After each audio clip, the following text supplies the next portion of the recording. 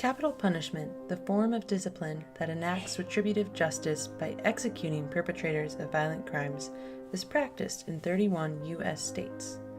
In this consult, I will examine and question what is being masked by certain memorial markers of violence.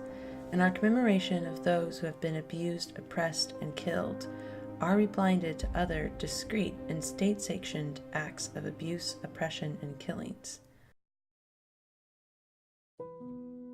As a child, I was usually disciplined with spankings whenever I did something wrong. When someone chose to commit evil, they were disciplined with violence. This is how the world worked. This was a logical thing to me. So the death penalty as a punishment for bad people that did bad things fit into the discourse of my childhood. I didn't think too much about the death penalty or why I believed so firmly in its ability to respond to violence until I went to college. At school, someone asked me how I could believe in redemption and grace, and also believe in a law that removed any possibility of redemption. This simultaneously destroyed my belief about capital punishment and made me feel utterly helpless.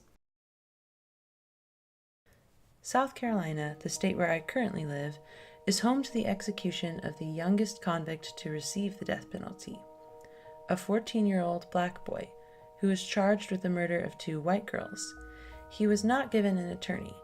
His trial lasted 2 hours, and he was electrocuted 3 months later. He was exonerated in 2016. I am now a student at Clemson University, where at least twice a week I walk past a memorial for slaves of the former plantation. This memorial is significant and meaningful, yet every time I walk past it, dread and helplessness fill me. What lies beyond this marker? Who is still being oppressed, executed, lynched? Do these memorials mask the silent and accepted spectacle of ongoing oppression and execution? When I saw this clip for the first time, I was overwhelmed by a feeling that I could not name. Grief, fear, helplessness, compassion. Should a person feel compassion for a serial killer? Is that even possible? Almost anyone watching him die wants to see him die.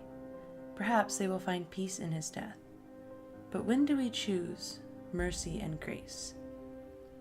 A system that uses violence to eliminate violence eliminates any hope of a second chance.